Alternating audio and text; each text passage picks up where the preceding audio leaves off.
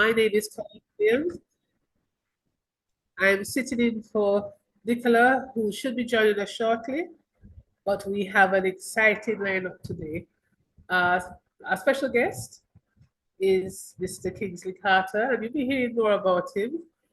But just to say that you're going to be in for a treat. He not only talks the talk, he walks it.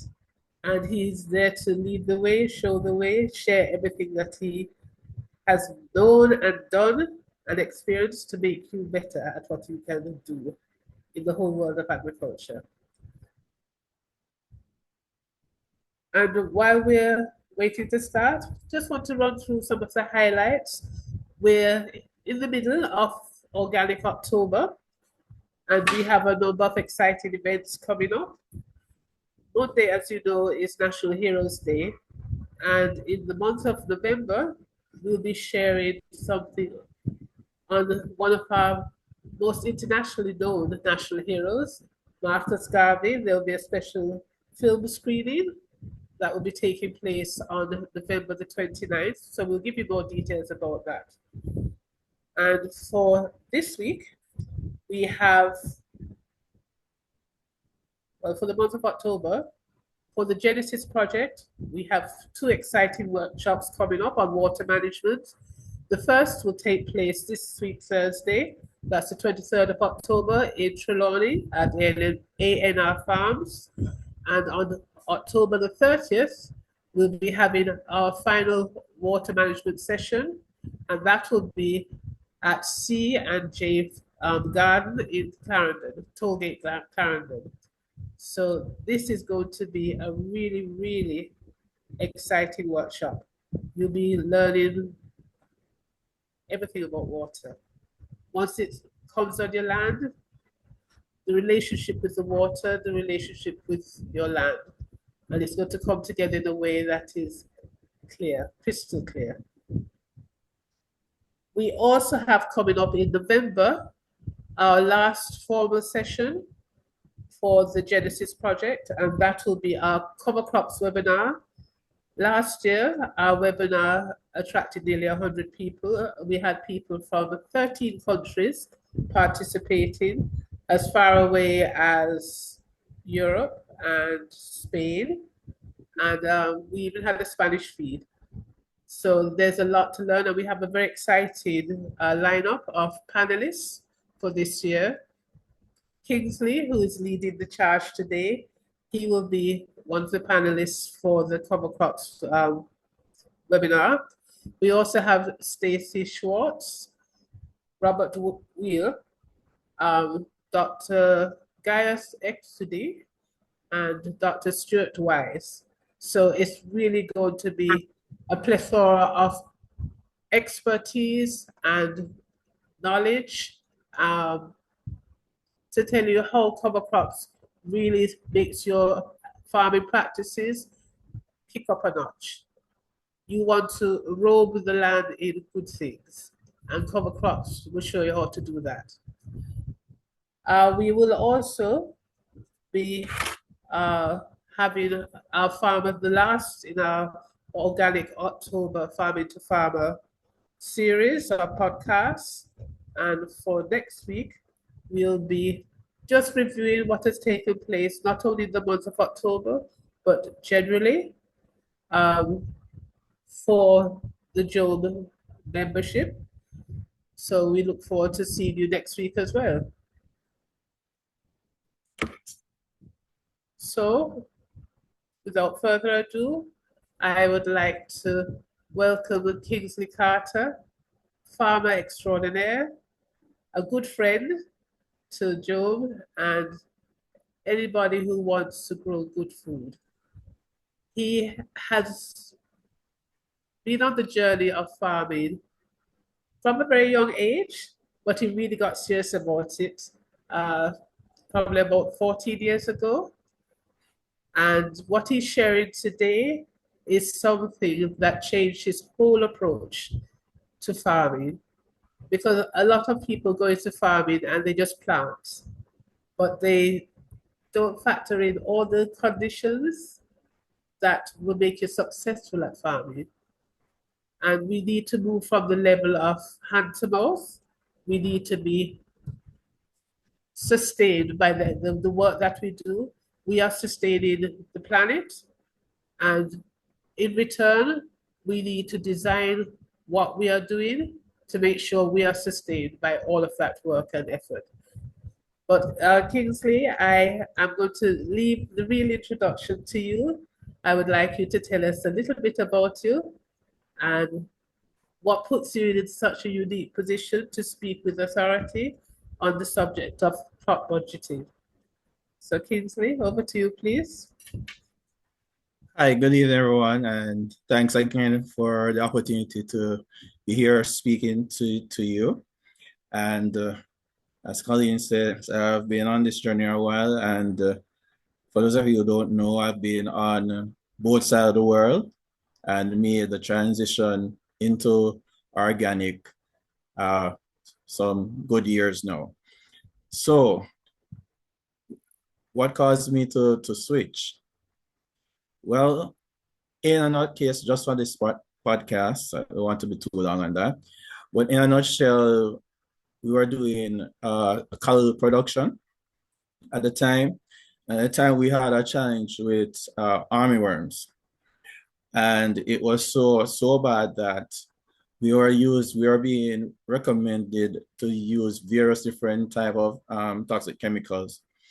And the long and the short is the last chemical that was recommended to me after going through about 5 different type of chemicals was so toxic that I had to be equipping myself with respirators and overalls and all these things. And the other recommendation was that whenever you're going to be using this particular chemical, that you needed somebody else to be on property, on site with you, just in case of anything, right? Because just one sniff of that particular chemical, and the chemical was lanite, could land you in the hospital.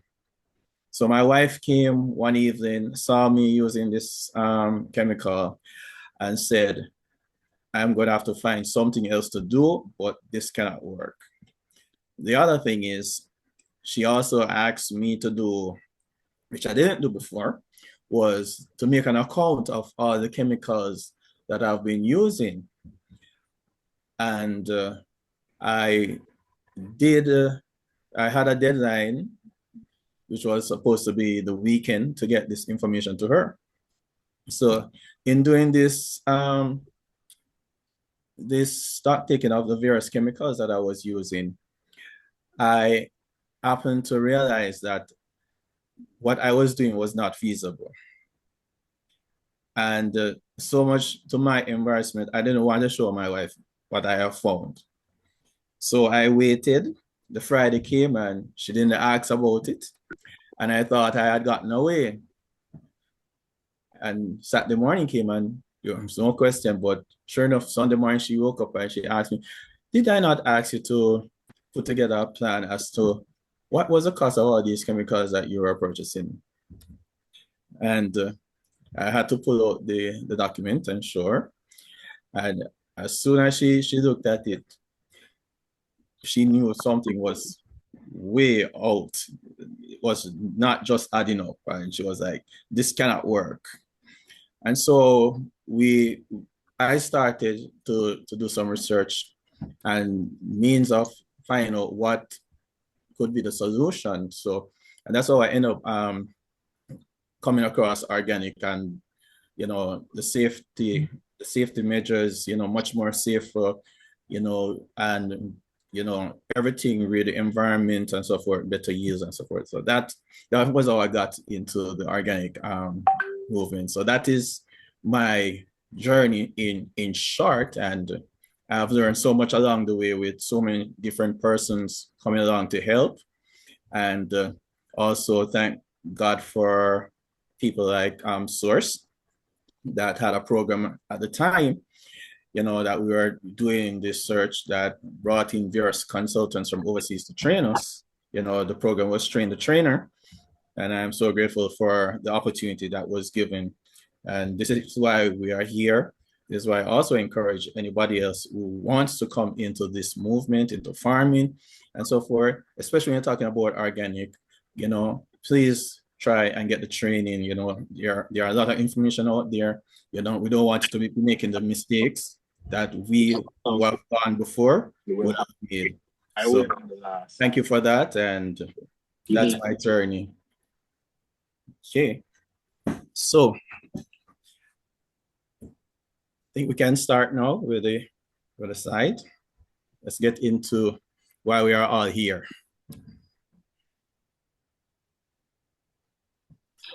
So today we'll be looking at a crop rotation, a crop budget for sweet pepper. And how we got here? Well, through JOAM and the farming as a business, JOAM reached out to me through Nicola to partner with Mr. Junior Bent from the Ministry of Agriculture to put together a crop budget. And so we came together, and one of the crops that, I thought that would be interested, based on my experience, was sweet pepper. So I chose sweet pepper. And, we just want to thank JOAM again and the Ministry of Agriculture by way of Mr. Bent for the support in getting this done. And the reason for this is when you look at those out there that are doing conventional farming, the ministry has a list of various crop budget for various crops. But in my research, I have not seen or I'm not aware of a crop budget for anybody who is doing organic agriculture in Jamaica. So hence, JOAM, put together this plan for us to have this discussion at the recent Farming as a Business. And this is why we are here today. And this is just the start of many things. Sorry. This is just a start. Going forward, we hope to have various different crops, and this is just a starting point. But I want everybody to be aware of what it takes to actually bring a crop to harvest and to do it successfully. And hence the reason for us having this discussion this evening as to how to design a crop budget. So we move to the slides, please. Thank you.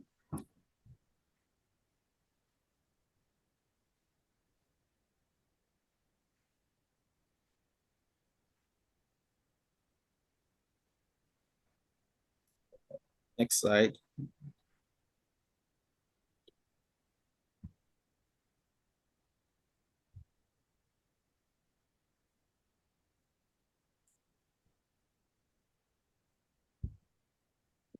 Kingsley, Okay. yeah, just wanted to pop in with something. Sure. And we're really grateful that you're able to do these crop budgets, because one of the things, as you said, we didn't have anything that was posted on the ministry site.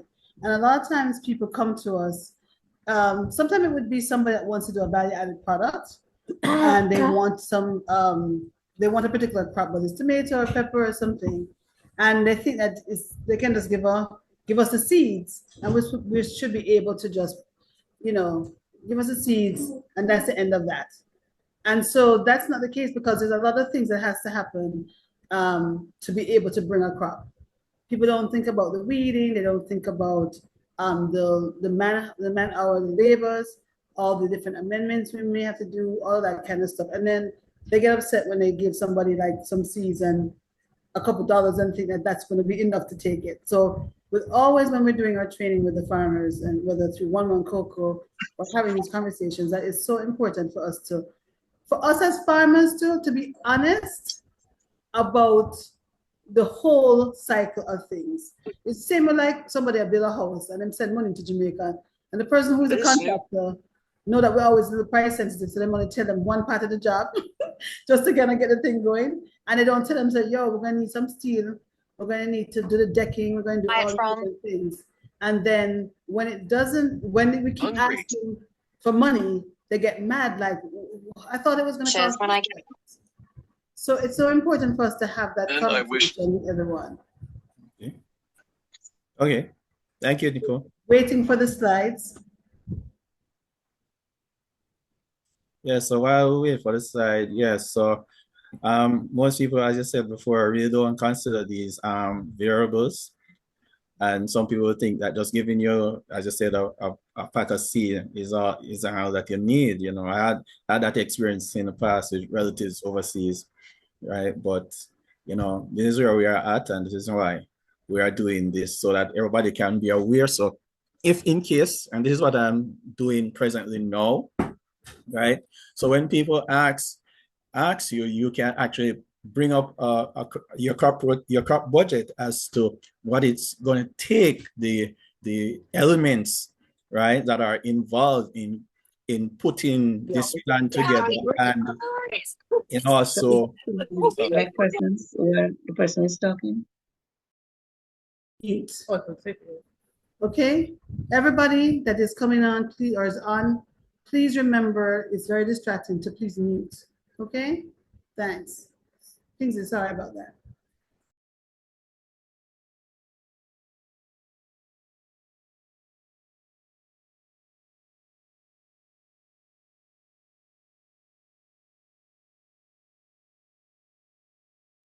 You're muted, Nicola.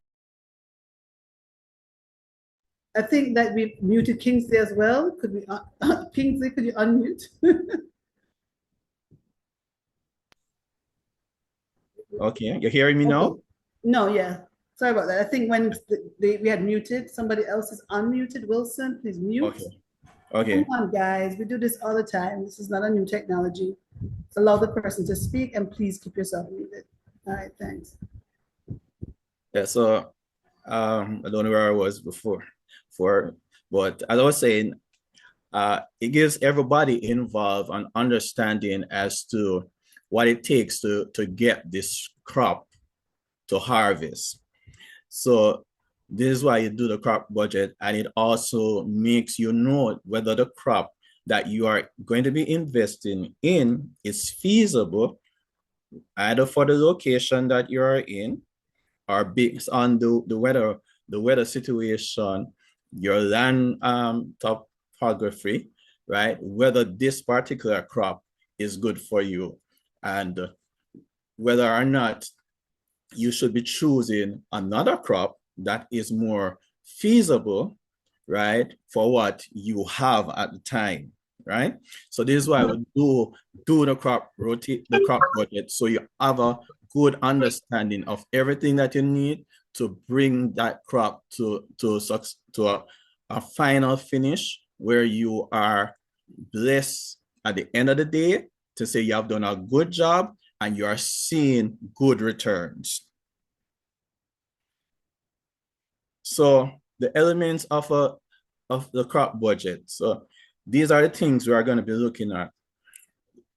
The crop overview, which is a summary of the crop, the labor operations, material inputs, variable costs, fixed costs, your total cost of production, total value of production, gross margin, your operating profit, and return on labor.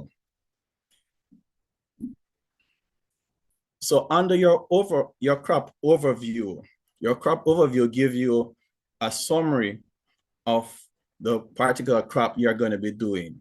So on the chart here, we have sweet pepper. Sweet pepper is a crop that takes 3 months to mature, and you have, under good condition, right, you have a reaping period of up to 6 months. We are looking at a property of 1 acre, and the estimated plants that you're going to be needed for your sweet pepper population would be 7,260 plants. Topography for where I am at is relatively flat. Land preparation is mostly mechanical. And the irrigation is an irrigation system. At the end of the day, I'm expecting a market yield in terms of how much the sweet pepper per acre will give me. Should be about 6,060 kilograms, or in pounds, it will be 13,320 pounds. Next slide. This is where many of us get into a problem, is that we don't take, as farmers, into account labor operation costs. And for labor operation costs, some of the activities that we have to look at, right, are the elements of clearing. And under this chart, you have the activities. So there are various activities.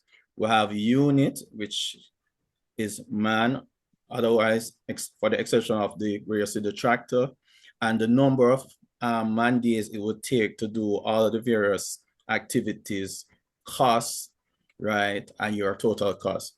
So, for example, clearing land, right, number of man days to do that is 2 days, right, and the cost is 3,000 at the time, 3,500. Total cost for two persons is $7,000.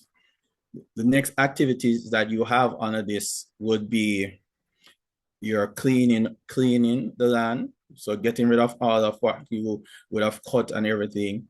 Then you move into the plowing of the land, the furrowing of the land, right? The installation of drip irrigation systems, right, which takes 3 days, and transplanting of seeds, applying pesticides, controlling weeds, and applying fertilizer. And then you get down to harvest. And harvest is where you have the greatest amount of work to do, right? So Kings, I do have a question. Sure. Because I want to look at the numbers. So that 3.5, is that the growing rate for folks? No, not right now, because that was probably sometime earlier last year. I could have gotten somebody for that. But I think the going rate right now, because it's just a sample, but I think the going rate right now is somewhere between 4,000, and with the announcement of what the Prime Minister said just bore the election about increasing the minimum wage, I think we're going to be looking at something like about $5,000 right now, right?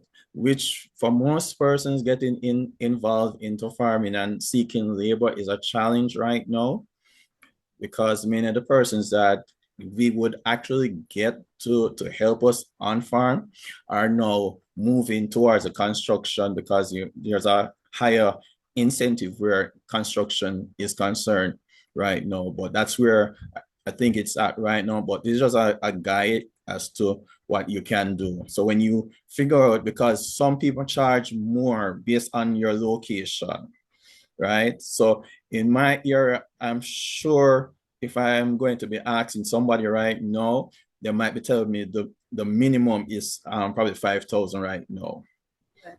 Right. But when I paid somebody last time, I think on this side of the world it is as well around 5. The other thing I wanted to just look at the chart, because I see, I think it's very important to, when you say applying pesticides and fertilizer, okay, for us that we differentiate that. Let's talk about that, because I don't think that was a way to put that on it. All right. So when I said pesticide, I am not talking about every type of pesticide out there. We're talking about things that are used in the organic system. So any pesticide, any control for pests, right? It's gonna be an organic base type of a control. And for weed control, if I can look at that also, it's gonna be organic, and mostly we mostly do in terms of weed control is mostly manual manpower. Outside of that, I particularly use equipment based on the land topography that I have, which is it's flat. The land is very arable. I have a wheel that I use, so that can. But most of us won't have that, so that's why I put the number of man hours being 8 days. So to really control weeds, right? That's the number of man days that you're going to be looking at if you're going to be hiring people to come on to the farm to help.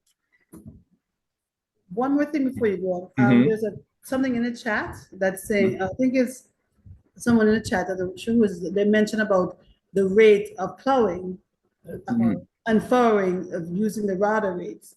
Are you saying that I'm asking, I think it's Donnet asked that question. Donnet, you can type in the chat, is it more expensive now? We want to kind of give people up to date numbers. So as I'm repeat this again, the figures that you're seeing here, they may not be the current figures, and it may not apply to the area that you are in, right? Because it all depends on the contractor. So various contractors have their own versions of what they would charge, right? But this was given to me also by Mr. Junior Bent, or the Ministry of Agriculture. So this is what is supposed to be like the going rate, right? But I know that there are people out there that charge more than this. So it all depends on your land, where you're based, right? And your relationship with these individuals also. Okay, thanks, Kingsley. Okay. And the other thing, yesterday we have lunch here. So many of us we hire, we don't really provide lunch, but it's a great incentive also for them to come and work. All right. Next slide.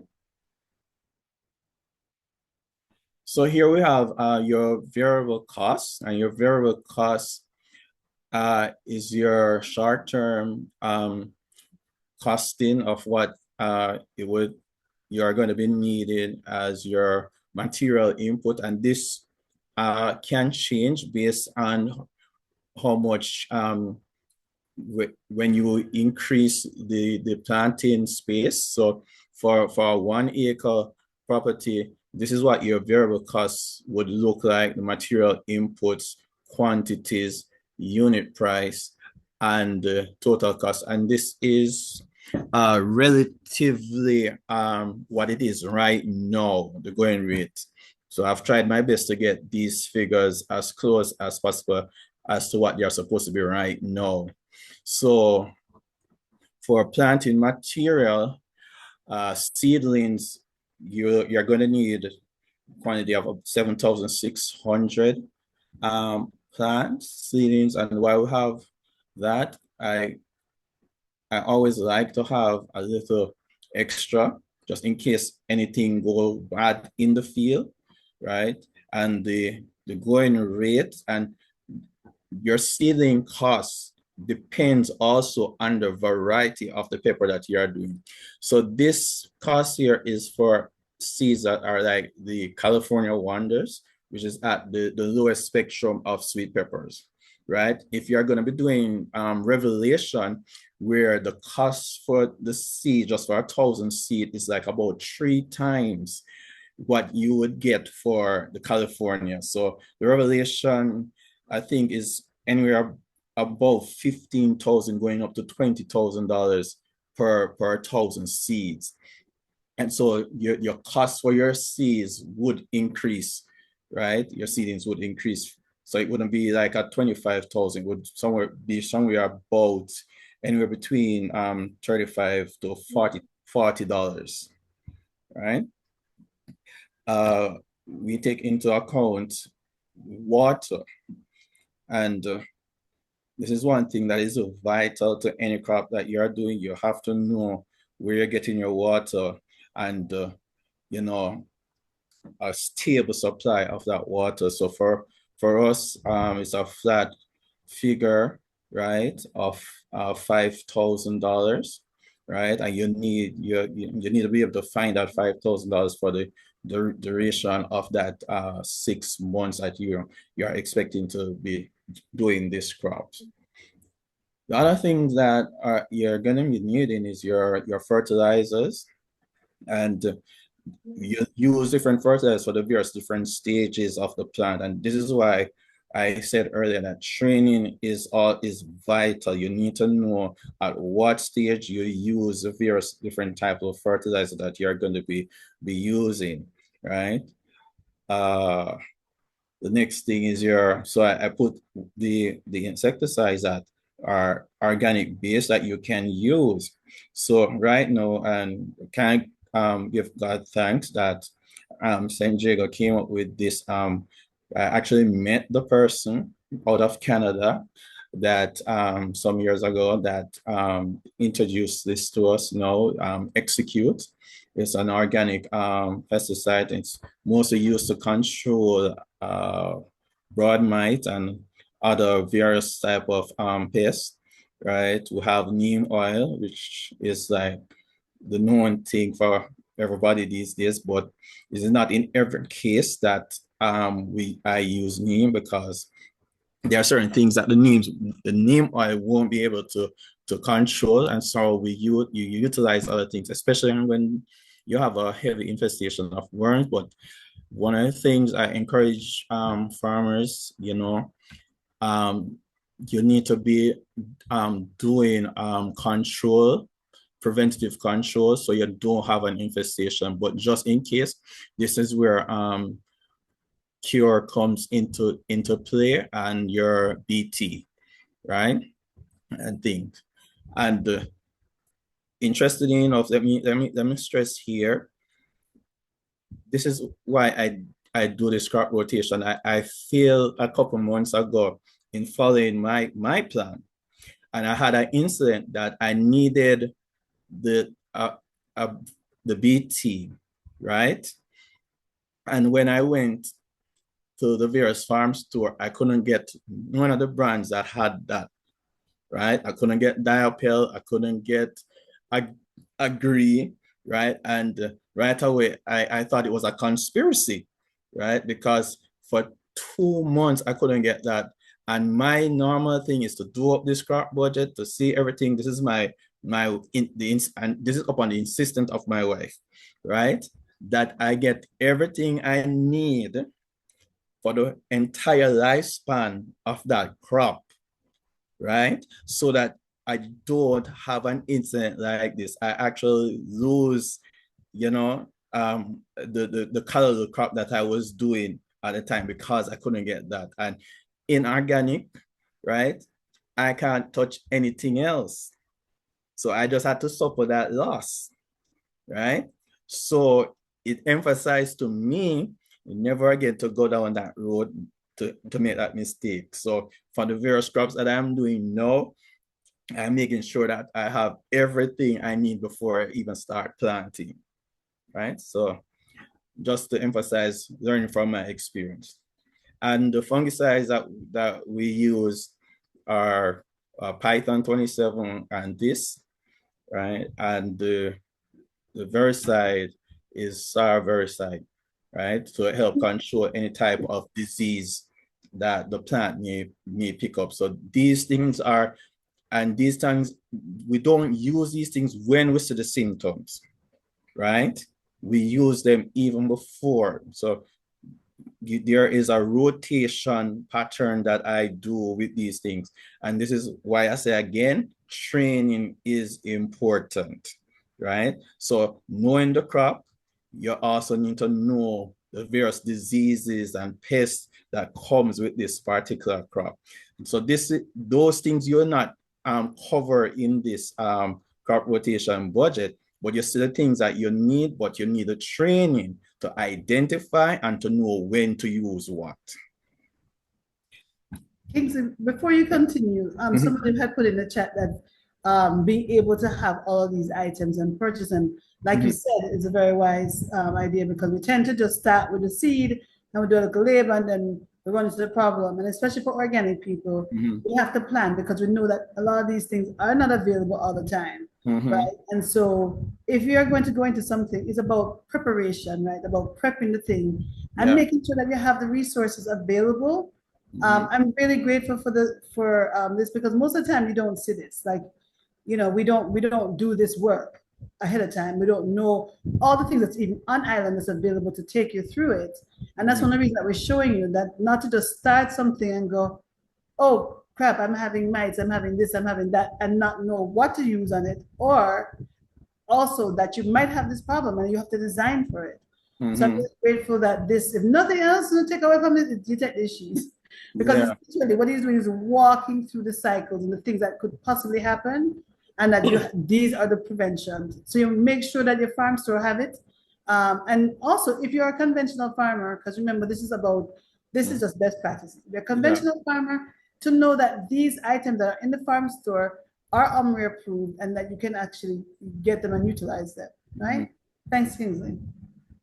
So these are things that we're doing, and you know, there are other things, because you know, it's important also as farmers that, you know, we read a lot and read widely. So when I had the chance of not being able to get the BT, you know, it forced me to now start to look at other means, you know, developing EM5. I don't put EM5 in this right now because there are some more details that I need to be working out and just continuing testing, right? So that we can have those things in the future for other people to use. So whenever we don't have these things, that there's an alternative that we can look at, but that is for a future forum. So yeah, the other thing that that we don't pay attention to is what it would cost for us. So for me, using a water pump, right? And you know, I have to be on the insistence of my wife again. You'll probably hear me talking about my wife a lot. I have to be working out how much gas or fuel I use per week based on the particular crop, right? So for the sweet pepper, we actually give a figure, and this is a total of what it would take for that water pump in terms of fuel to pump that pump and thing, and the total cost over the period of the lifespan of the crop. So that's 30,000 we're looking at, right? So at the end of the day, your labor cost is $570,000, right? And total variable cost is 941,000.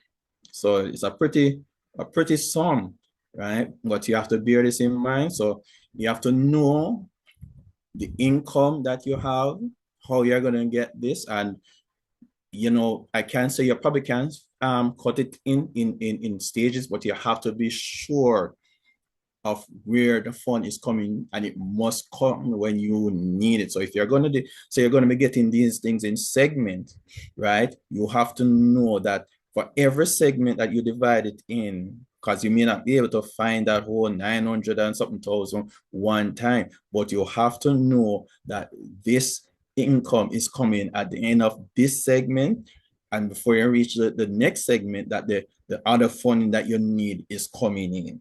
So please don't go into this thing saying, oh, I'm just going to start. Like somebody told me recently, I'm just going to start, and eventually I get whatever. And, you know, they started, but they eventually never come for the fund, and the crop was in trouble because they did not get certain things that they needed, right? And so forth, even though I warned. All right, so thank you. Can we move to the next slide?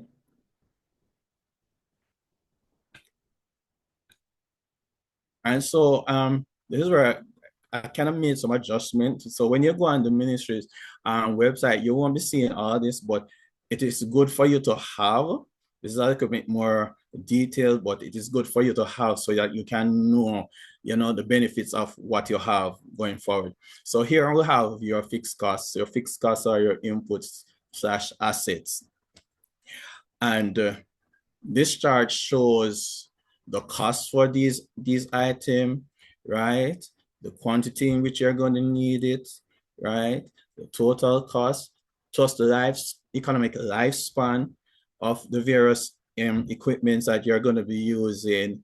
And it also gives you per year costs and the crop road. I'm going to explain your crop cycle per year. And you'll see in the other column, you have a depreciation per crop cycle. So when you look at your drip hose, so I'm using drip hose, it costs about 30,000 a roll. I need at least 4 rolls to do an acre. And the 120 is the total cost for the 4 rolls. The lifespan of the drip hose that I'm using, and this is not the tape hose, this is the regular, because I don't personally particularly like the tape hose because they can't be reused, right? And they are easy to be damaged.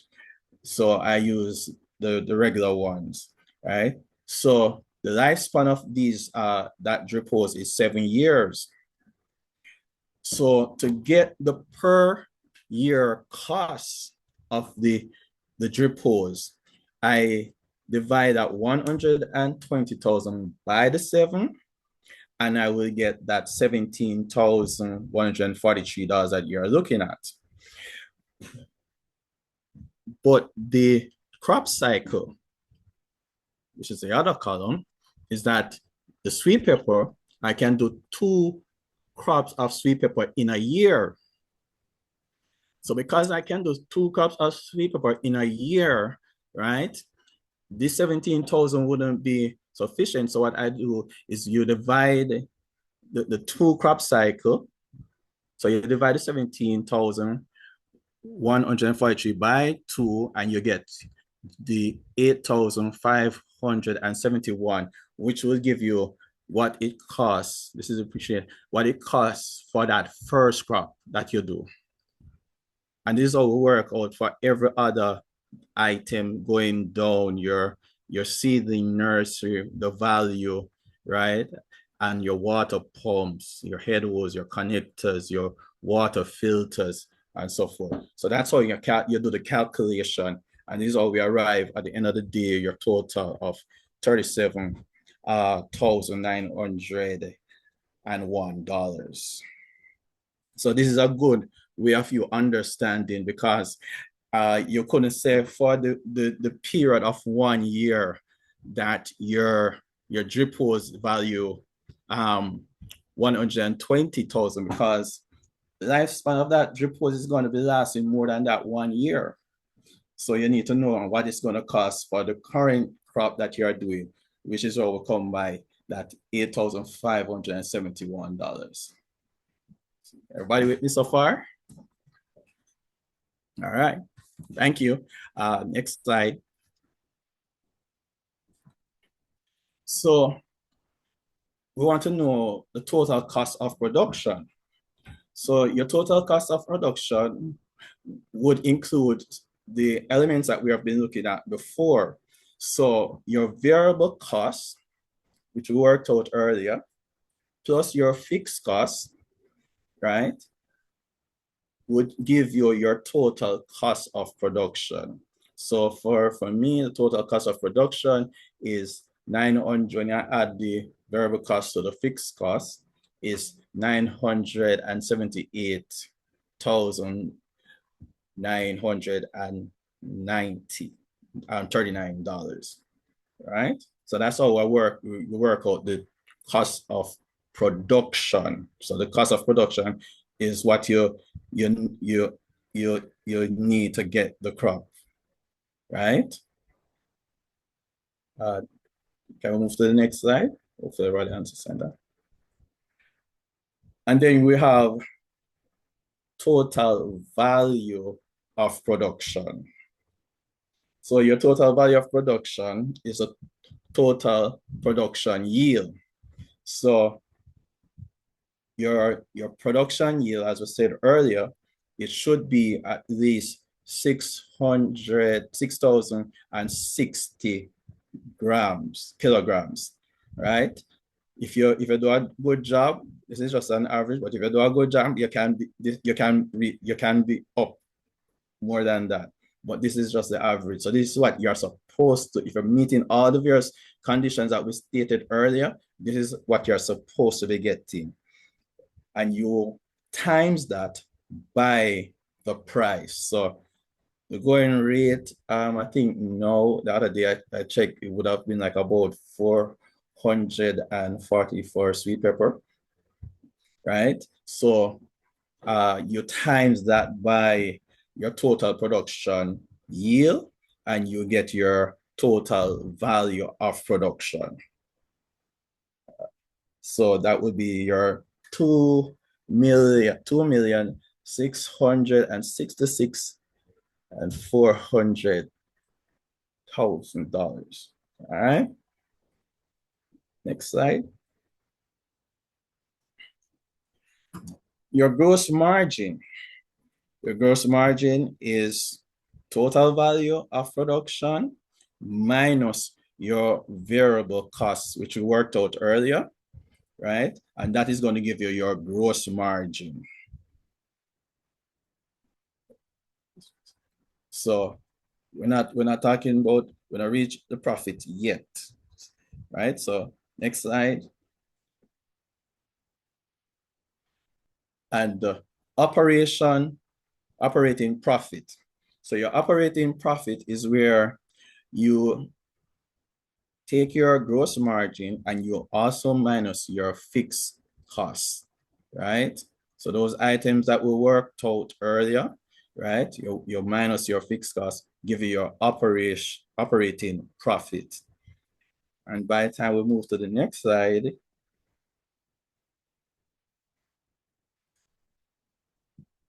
oh, sorry, back up for me.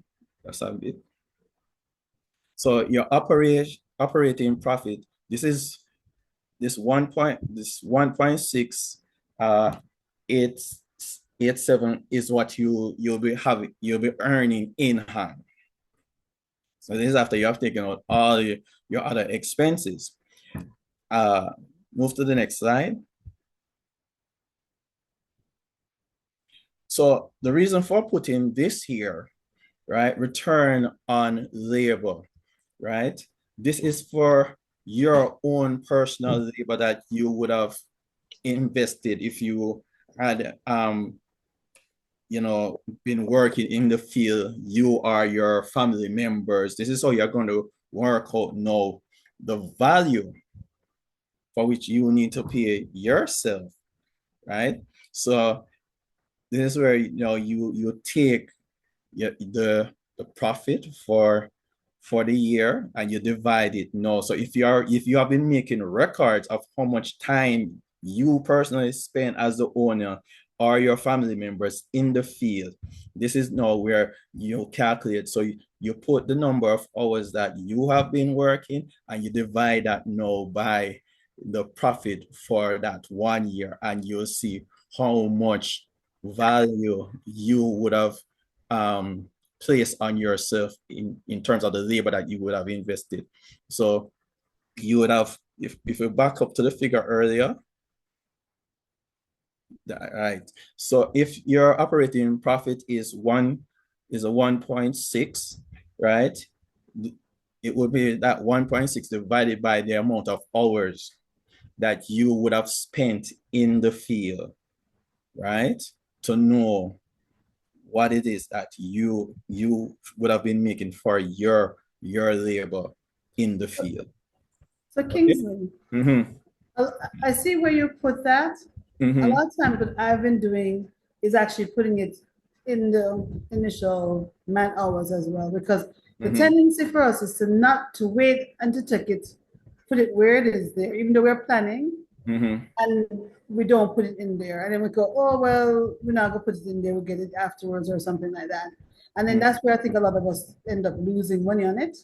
So I personally, when I'm doing it, I'm trying to make sure I put my hours in the top with the other labor costs, that I don't forget, right? Because I'm doing all that labor, right? And if it wasn't me in there, because I'm working in my farm, and I don't pay myself, right? Then I know sometimes we're like, all right, I'm gonna pay them, and I'm gonna pay. It never happens, right? So they end up. So I mean, there's obviously many ways to skin a cat, but you know, we don't skin a cat. But I'm really encouraging people to make sure they put it up there because it will make it more real to them than to just wait and say we're doing it afterwards, because we end up never taking the money out, and then we end up taking money out of, you know, when we're selling and thinking that is our money, and it isn't. Well, So you know, what do you think about that? You know, the labor cost that you saw earlier is all the labor that you would need, right? So take yourself out of the picture. Say you're paying somebody else to do the labor for you on the farm. That is all the labor that you would need. But if you place yourself, you know, say for instance, we said for land clearing, it was 2 individuals, and you can do the land clearing too. And you say, okay, I want to need somebody else to help me. So you are in it. But as a wise Chinaman told me some years ago, right? You don't pay somebody the same amount of money that you would pay yourself. And especially when you are more skilled and more knowledgeable than the person coming on, because everybody else that is coming on to work for you, you are the one giving them the instructions, hopefully, right? Giving them the instruction as to what you want, what you need to be done, and so forth. So you need to value yourself at a much higher rate than these individuals. And by doing this also, for me, at the end of the day, right, I can determine whether or not it's worth my while to come out to visit somebody else's farm, right, to help them. Because, you know, when I sit around and say, you need some advice from me, and I say, this is my rate, right? I think I'm charging you based on if I was on my farm, how much I would be making, right? And sometimes I go below what I'm supposed to be making, and yet still people still have a problem, right? So at the end of the day, I can draw, if somebody wants to be very difficult, I can just draw out this crop budget and show them and say, listen, this is what I would be earning if I was on my land. So at the end of the day, it also save you, it make you know your value at the end of the day. Right. Absolutely. Very, very, very good point. Yeah. So they're giving me some time checks that we're almost over. I really appreciate the work that you've been doing on this, and I keep asking each year for you to pick up another crop, because we really want to have our farmers go into this very, very wisely, because we don't really want people to fail. We don't want anybody to fail. If you decide to pick up a crop, take the time. There's also, I mean, Kingsley's here. He understands the organic system. We're trying to train more people in the ministry to be able to do that. Mr. Bent has always been very supportive of us. And, you know, if you're having an issue, you can, of course, I'm saying this, but he's very much accessible. You call and ask for him, or Kingsley, they can kind of help. Of course, you know, as Kingsley says, he's very busy too. So you can't just come and ask him for nothing, right? You have to be fair with each other. But I'm really encouraging people to really look at that. And if you don't have a crop, if you're farming now and you don't have your crop budget, I'm asking you to take a minute between whatever you're doing to really stop and do it, right? And I'm going to tell you a quick story, not necessarily on the farming, but on another issue. When I had a restaurant and I would just make up numbers on the menu, right? Somebody asked me how much for planting, we just make up a number, right? How much for the street chicken, make up a number. Or I go to another restaurant and see what they're charging. And then I kept looking at my bottom line, I realized I wasn't really making no money because I had put no overhead costs in there, right? How much it costs for the gas and the electricity and all them something there. And I actually hired somebody. I didn't have the time because I was running the business at that time. I was running it into the ground because I didn't know the numbers. And I had to ask somebody to come and help me. And the person costed every single thing, down to the butter I was using, gave me a costing of it. So then when I went to do on catering order or something like that, I was able to really look at the pricing and the information I got, and put it at a real price that actually make a profit. And then some people started saying to me, oh, you're, very expensive, a restaurant, but I knew that anyhow I sold that stew chicken or that jerk chicken below the price, I would not be able to make payroll.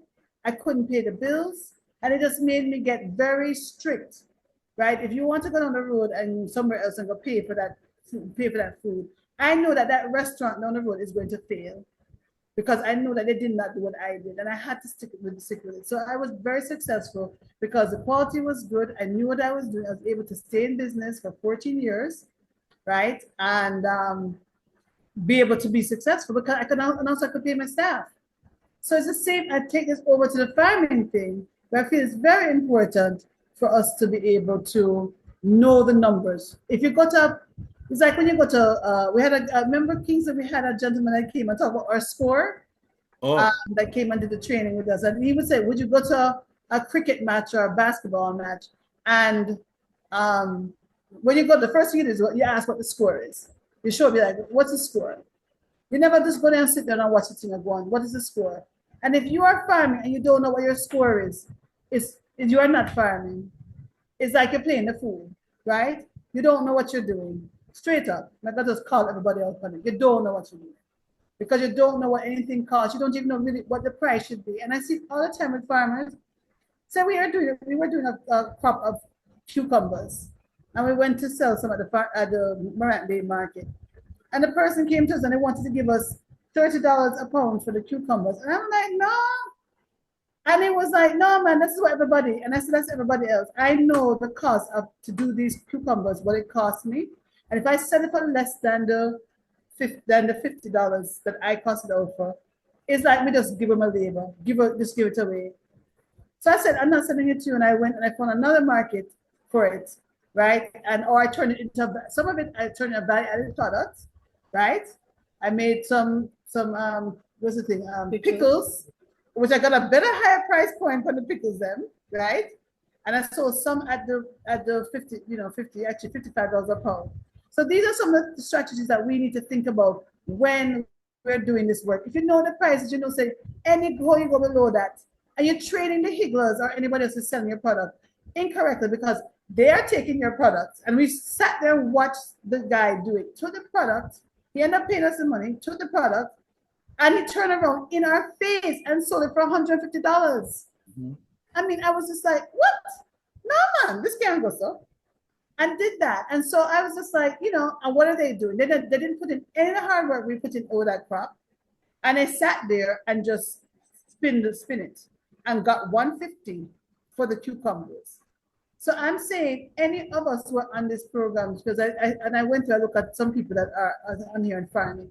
If you are not costing your product out because you're too lazy, you don't know how to do it, right? Or you just figure it's not important, I'm calling out on it because all the resources are here for you to remedy that, right? And actually, people that I'm doing work with in terms of the demonstration site work, if I see you with a cup in the ground, I'm gonna ask you straight up, what is your cost of production of this crop? The other thing I see, one last thing before them will kick me off to switch it over to you guys, is that we had a thing where the ministry, the onion project that was at PGR, the junior minister came and was telling the farmers they must plant these onions. So I come up there and I'm watching this whole thing go down. And I said to them, all right, minister, what is the cost of the production? What exactly are you going to be paying these farmers for planting these onions? And him said pittance. He actually said, you know what pittance mean? Pittance mean it's not very much money I'm going to pay you per pound for this thing. And the farmers in the stuff, and I said, but how are you guys going to, they're asking you to do something which is going to take blood, sweat, and tears for you. They're going to give you some inputs in the beginning, but they're going to take out the inputs at the end when you grow this crop for them. And you have no idea how much money you're going to, what they're buying it for, how much these inputs cost, right? And you're just going to put your labor in, right? All that labor that you're going to put in to bring this crop to thing, and you're not sure how much you're going to get. To me, it's madness. So when they do come to us and say, we're going to do this and we're going to give you these inputs to start the crop and and whatever. We need to be adult enough and mature enough to say, listen, if you come to us with something that makes sense. come to us with a foolishness and say it's going to be a pittance, or we'll tell you later what we're gonna do, right? Don't insist that they give you real numbers, right? At least if you can wiggle from the numbers, but if you don't have the numbers, then you don't have a thing. I see some. We're gonna open it up. I know that Donald had some question about post harvest. If the cost of post harvest in there, and Donald, you have your hands up. We're gonna open it up. You can ask some questions. Before you start though, Donald, people were asking about the slide presentation. It is in the chat, and it will also be shared with you after the session today. And the whole of this video is going to be on YouTube, right? So you can go back through and listen and watch it and make sure you have it. All right? Can I say something before? Yes, ma'am. You know, this work is a continual work that is being done. And some things that we haven't included as yet was like composting and so forth. So guys, we ask that you continue to pray for us because we're working on itemizing as to what it would cost to even do a compost pile also. Okay, thanks, Kingsley. All right, done it. Your turn now. Thank you, Nicole. Thank you, Colleen, for that share of the slides in the chat. Is it me? Done, wait a second. What I wanted to find out from Mr. Kingsley in the crop budget. I know that you did not include everything. Maybe I need to type in the chat. You're hearing me? Yes, I'm hearing you. We're hearing you better now. Yeah. Yes, I'm saying that sometimes in farming, you have things that may come up that was not budgeted for. I was wondering if there was any kind of 5% for a miscellaneous. In the event you need additional, you might have a pest issue that you need to use more pesticides than organic pesticides than you had budgeted for in the budget. I didn't see any provision for that. Yes, that we should have something for that. In the variable component, since the variables change may fluctuate. But what I've given you though is in terms of, because you use an example of pest, is the overall what you would need, because I actually probably might put a little bit more where certain items for pests are concerned, right? So what you have there should basically cover you for the duration of the crop. But excellent question, Donald. You can definitely you always have to have a contingency item in there, a backup plan kind of thing. And then what's beautiful about this thing is that you take the template and you add what you need, because each system needs something different. You might have to have a little bit more issue with the water, or you have different other inputs that you might have to put in there. But it's just a guideline for you for us to have that conversation that we need to really make sure that everybody is doing these budgets. I remember I said, guys, it all depends on the topography of your land and so forth. This is just basically what I will be doing for my location. So based on this template, you can start, and based on what you need for your particular location, this is where you can add. But this is just a general thing, and this general thing is supposed to basically help you to get a headway. I have one more question, Kingsley, in this, because one of the things is it's kind of running like a monocrop thing. What I'd want to also see in there is some of the companion planting in there as well, to make sure that we're putting in some of the. So the reason. So let me explain. Right. So let me explain why we don't have that right now. In the past, I would have been able to get seeds to do that, right? So right now we are having a challenge in getting those seeds. And for me, I have to be planting out, even this evening, I should be actually outside right now based on the weather, because it's not the right condition to do some cuttings of my rosemary, right? To try and develop the amount of rosemary that I need, because just looking at the peppers alone, right? I would actually need for a companion planting for those rosemary to work as an insect repellent. I actually need at least about 500 rosemary plants to do that. right? And there's another field of business for somebody else, right? For those people that want to go into the organic system, large scale, these are some of the things that you're going to need in your system, and we don't have that facility. That is what you can get in the States without a problem, but here, you know, we are, and to be honest, I'm saying to you, we are fighting, right? But I believe we are getting there, and at some point we will arrive. Thanks, Kingsley. Someone else has a question? You can raise your hand and unmute. Somebody else? Back on that issue with the rosemary, with the peppers, you're recommending from your experience using rosemary. What about some of the other flowers? Yeah, so the rosemary is just one example. So Right. I'm currently trying to grow rosemary. I'm currently growing French marigold. Okay. Right. I gotten some seeds and I'm growing out those. And in the past for tomatoes, I would have used a whole, because the only plant I know I can get in large quantities is like the basils, right? Because of how they bloom and so forth. But rosemary is a little bit more challenging, because most of the rosemary that we do out here, we have to do them from cuttings, and it's not everybody can do them very successfully. So that's the challenge. But those are some of the plants we have been using, and even your fever grass, lemongrass can also be used as a repellent. So you can actually plant, if you have an area that you're not looking to do anything, you can actually build like a fence around that particular location where you want to plant, and it's also a good insect repellent. And plus you can use your fever grass on many other things. Thanks. I think it's Patrice Farr. You can unmute. You have a question? Yeah, good afternoon.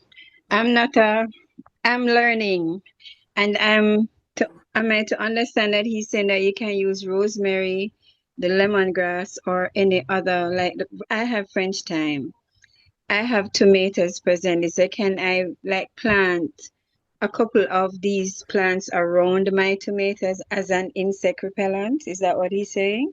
Yes, that's what I'm saying. But for tomatoes, one of the ideal things for tomatoes are basils.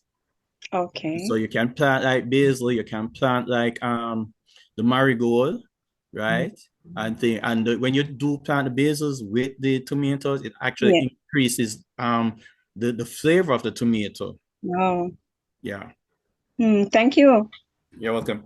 I think we should also, because there are a bunch of, there's lists, and you can Google this as well, companion plants, right, that go well with different crops. So they've kind of mapped those out. So if you even put companion planting, and there's a whole list that will come up. And some of them are in North America, some of them are here. And then if not, we can find the counterparts for them in the Caribbean, what we can do. But Kingsley, I think you made a very good point, that sometimes we think about the farming, about that crop, but you can also make the money with the marigolds, right? And having the rosemary, having, starts in terms of the lemongrass and the other things that are important, the basil, those things, to be able to put around. Because with our organic farming systems, a whole system design, right? It's not just about, we're not trying to monocrop nothing, right? We want, just as much as you want to have a good partner and a neighbor or a friend, the plants also want that relationship, right? And so we should be creating those guilds and those relationships, so they're not just by themselves. And that's one of the reasons that the pests, you think about it, like if you want to walk down a road and somebody want to attack you, you want to walk down the road, right? So, but if you're walking with friends, the likelihood is them will like, no, I'm not take that group on. And the same with your plants, right? We're going to be like, all right, what do you love to have around you? We're going to plant those things, and the plant is happy and protected. Everybody is going to be taken care of, right? So we have to start understanding that the divine connection between plants and humans is a sacred connection from birth, and that we should be looking at the systems like that and not trying to isolate and try to just make these. We say every time that humans run after the natural world for money and profits, all that comes behind it is disaster. So what we're doing, we are looking at guilds of things, companions, synergy, complexity in the systems, right? Not about just you want away at the things. That's a different age, a different way of thinking about it. And you look in nature, right? You're cooking a pot of soup, right? In the soup, for the soup to taste good, you have to have a whole bit of something in it, right? There's some scallion and some thyme and some yam and some dumpling and some all the different things, the pumpkin, everything mixed up in a blend. And out of that blending, you get a nice pot of soup. You know, just have the one thing in the soup, yo. You know, Pot of water is not going to be nice. I've learned recently also, you know, just by researching, and you know, everybody talk about YouTube University, looking at what other people have been doing across the world. And I've come across recently, and I've noticed in recent times also that there are people out here now that are using this and asking farmers to do this, and as a repellent and also as an insect control, moringa is what is being used also. So I've also started planting around the edges of the farm moringa trees, so I can also be using it also as a repellent, and also as a fertilizer, and also to add also to the compost pile.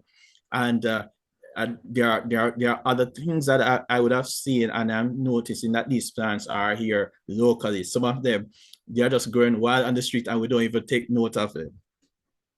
All right, thanks. I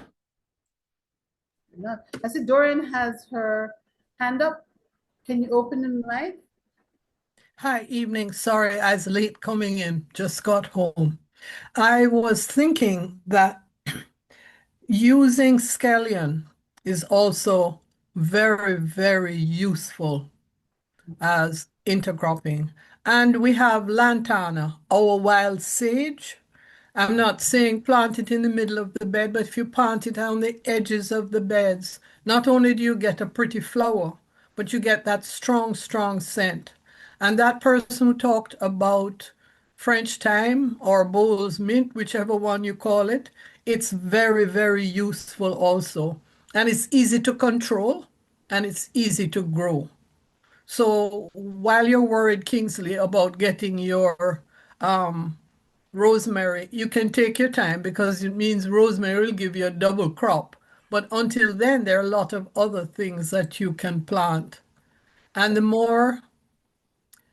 more flowering whatever that you have that has a scent, the more you are attracting birds and other types of predators that eat the things that you don't want eating your crop. They will feed off them. So that's something that we can look at also. There are a lot of weeds that are very, very good for intercropping. But you just have to manage them. And yes, moringa, very good. And as you said, Kingsley, very good in your compost. Thanks, Dorian. Thanks, Dorian. I've been using those items too that you have talked about, like the scallion, because right now we're planting Scotch bonnet and we're intercropping it with the scallion. And for those of you who don't know, it's a good control to the scallion is a good repellent for aphids and thing. And I've used the French thyme in the past to help control earworms in corn. Yeah, so. I also see Betsy. I see Betsy. Thanks, Dorian. I see Betsy. I see you unmuted. You want to add to the conversation? Yes, Nicola. My main problem with tomatoes is what they call mere grudgeful or stinking Mary. What I'd like to find out from Kingsley, which of these herbs is best to repel that stinking bug? I mean, they suck my tomatoes dry. Well, in fact, I also find that they bother my passion fruits too. Well, as Dorian said earlier, if you plant other things that they love, they'll actually leave your tomatoes. So one of the things I know that they love is like the marigolds. They like to hang around where the marigolds are. So if you could plant some marigolds a little bit away from your tomatoes, right, that should be good. And if you plant, as I said, but I usually marigold. My garden is full of marigold. But they never ever. They don't come near my marigold. I have always there's marigold. It's almost a wild thing in my yard. I mean, you're talking about these edible marigold. No, I don't know about the edible ones. I haven't tried the edible ones as yet. But I'm talking about our local marigolds. So I've seen the reaction where planting. You mean that not the one that runs like a grass? No. No, but I'm talking about real marigold. That you have that different varieties of marigold. Yeah, you have different, but I'm talking about. You have the marigold flowers. You have French ones, African ones. Yes, Yeah. they have some edible ones that you can put in a salad. Yeah. So I have lots of it.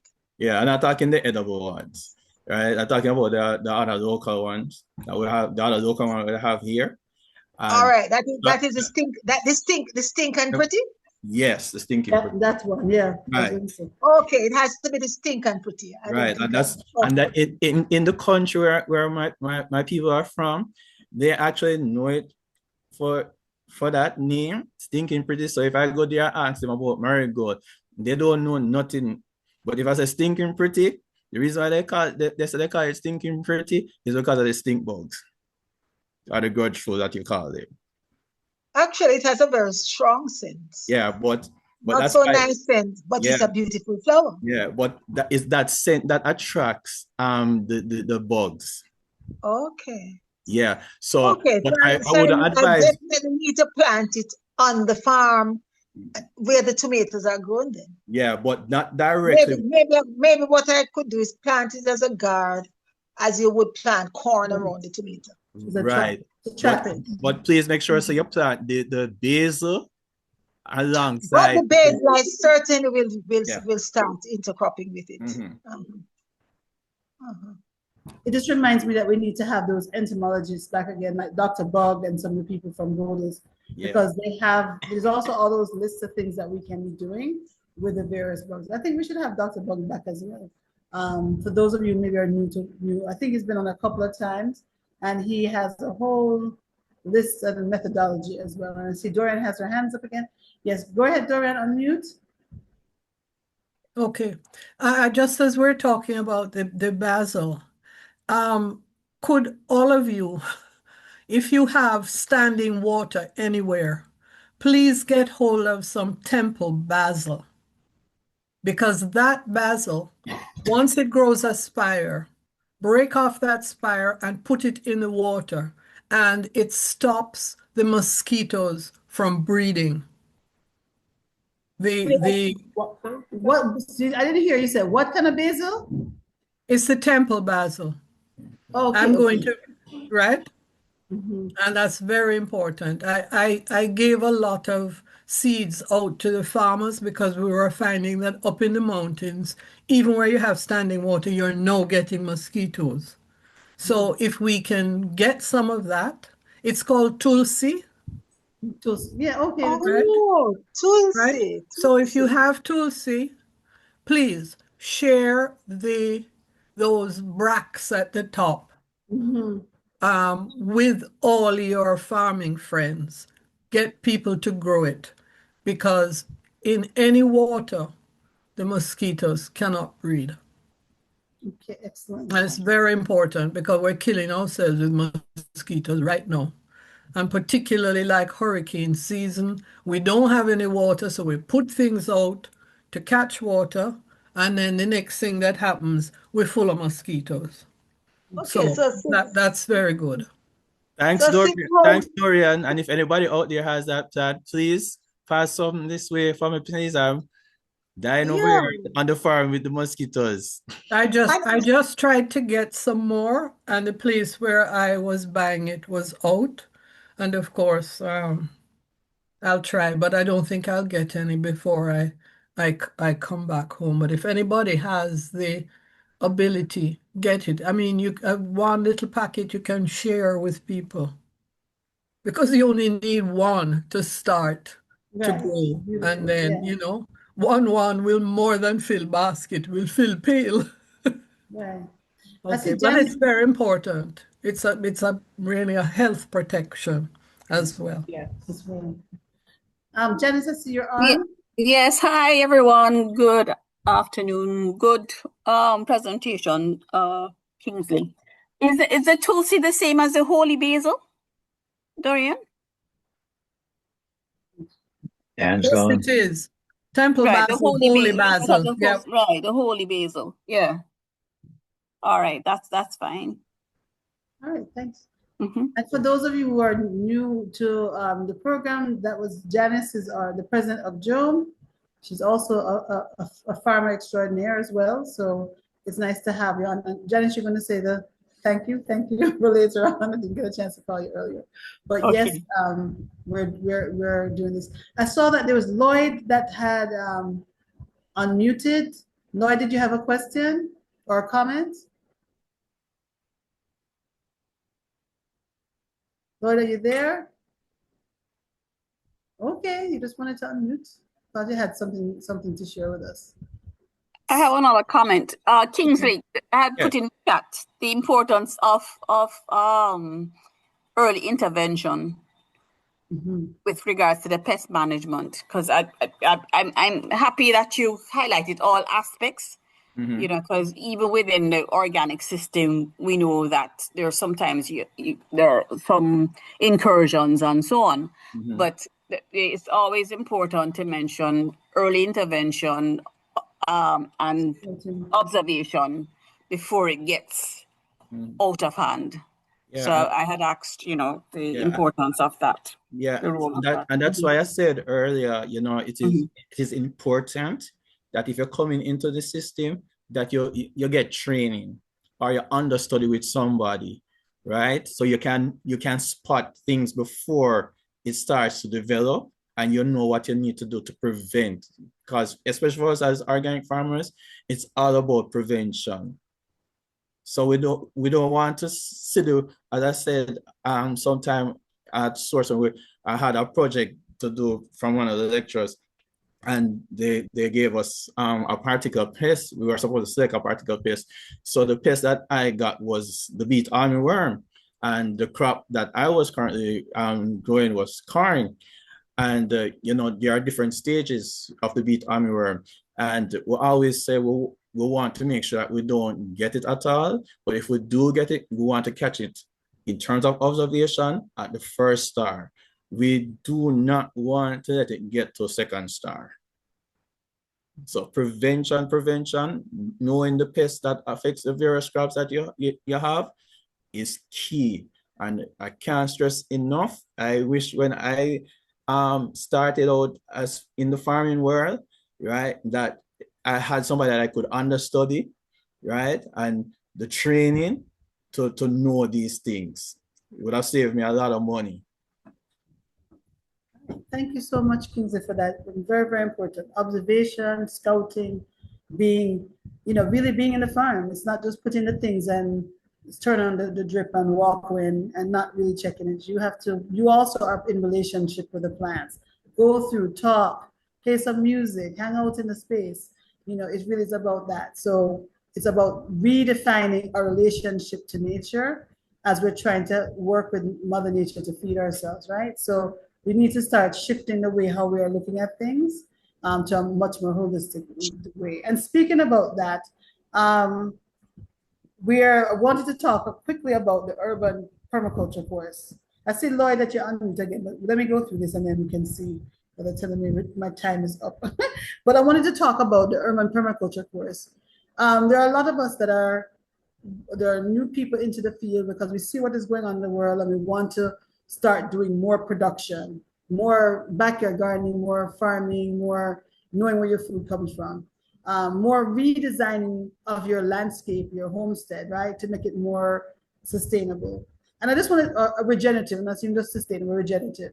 And I want to give you one quick example before I talk about permaculture course. One of our board members for JOAM, one of our people for Ujima, is Desmarie. Now, Desmarie's father is a farmer, an older farmer. But what he has done in his yard, he has planted up everything he could possibly plant up. So when COVID was happening and people are running, trying to get in these long lines at the store and all that stuff, Des and their family don't go nowhere. You understand? Everything that they need is in their yard.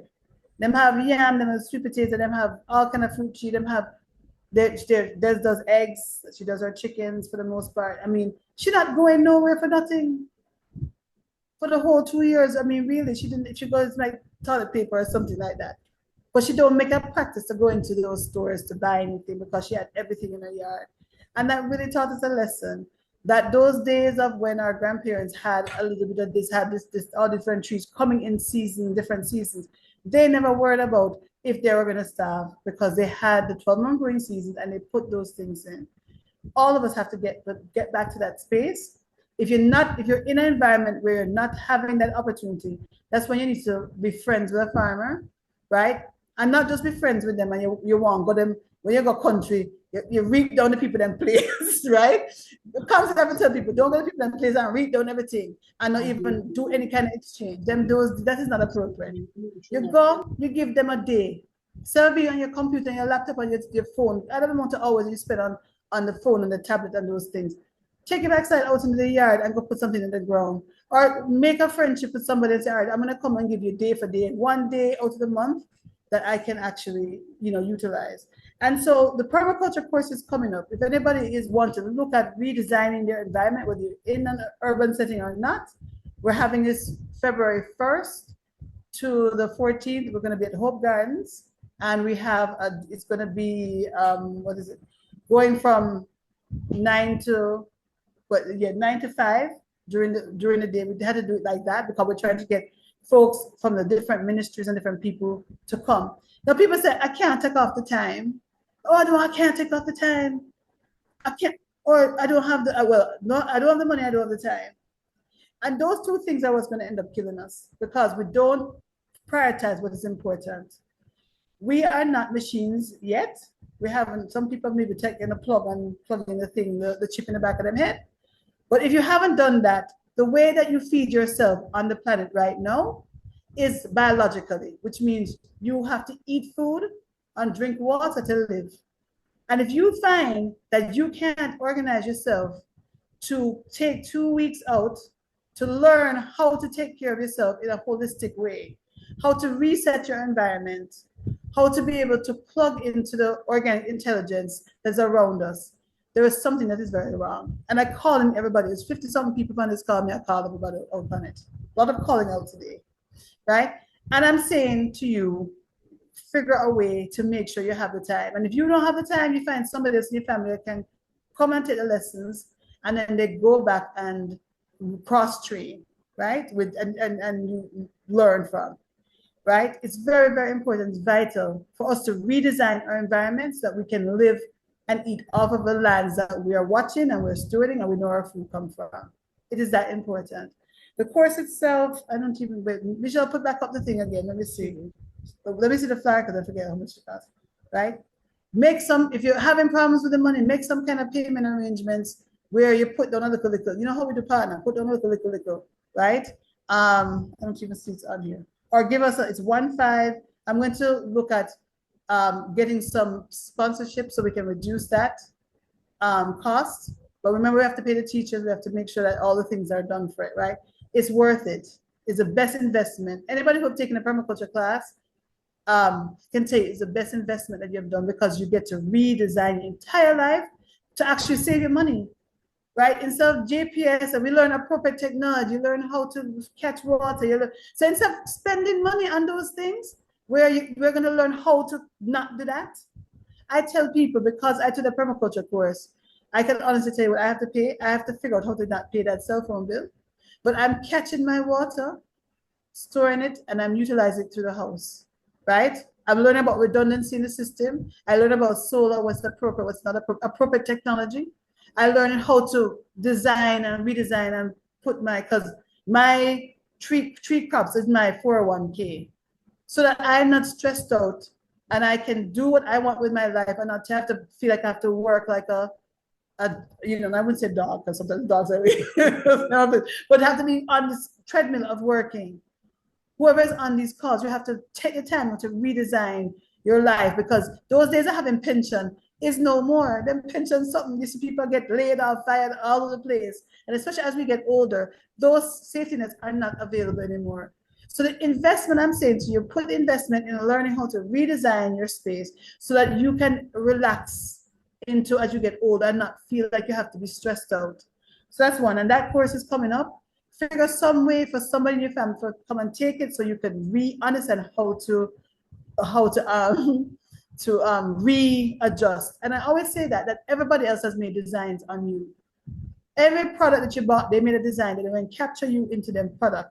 JPS made a thing of, from the 50s, they could have done solar, right? Jamaica could have done it, but they make more money off of having you on JPS, right? The mortgage companies do that to design a way to make sure that you pay the banks. Everything is designed to capture your energy. When are you guys going to take back your energy and be able to design something that's going to be more appropriate? The other thing we want to talk about is Ujima Natural fundraising. I don't know if you have that.